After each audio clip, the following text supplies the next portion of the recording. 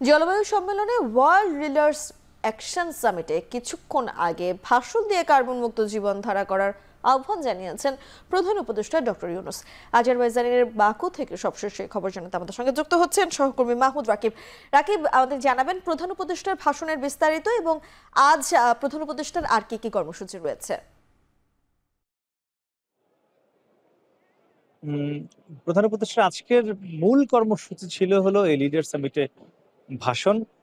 এখানে আপনিও একটু আগে সংবাদে বলছিলেন যে তিনি কিন্তু মূল যে বিষয়টি গুরুত্ব দিয়েছেন যে এই পৃথিবী বাঁচাতে হলে এই বিশ্ব যে প্রকৃতি ধরে রাখতে হলে ধরিত্রীকে যদি বাঁচিয়ে রাখতে চায় মানুষ, তাহলে তাদের জীবন মান পরিবর্তন করতে হবে। তিনি যে শব্দটি বলেছেন তার ভাষণে লাইফ স্টাইল বলেছেন।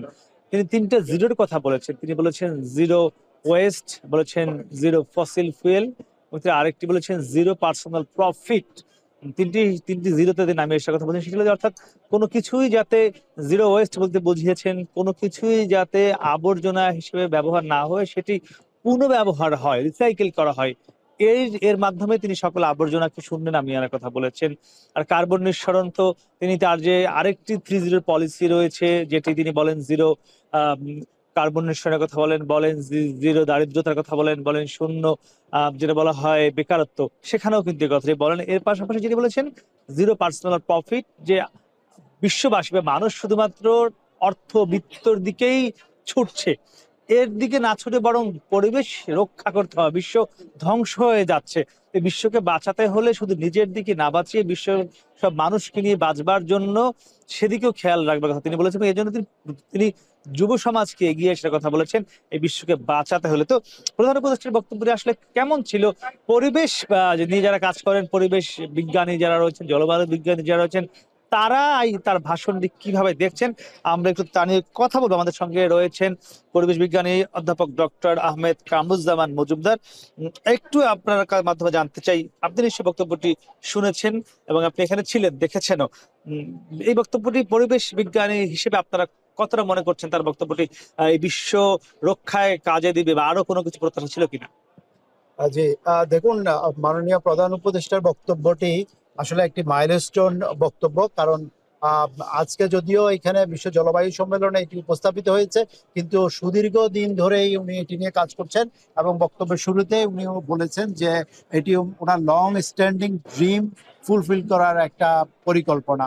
তো ওনার স্বপ্ন সেটিতে উনি প্রথমে বলেছেন যে পরিবেশ ধ্বংস করার মতো কার্যপ্রণালী নিয়েই আমাদের লাইফস্টাইল আছে, এই লাইফস্টাইলটাই পরিবেশকে ধ্বংস করছে এবং এটি থেকে পরিত্রাণ পাওয়ার জন্য উনি বলেছেন আমাদের মেধা বা বুদ্ধি, আমাদের টেকনোলজি এবং আমাদের যুবকদেরকে কাজে লাগাতে হবে।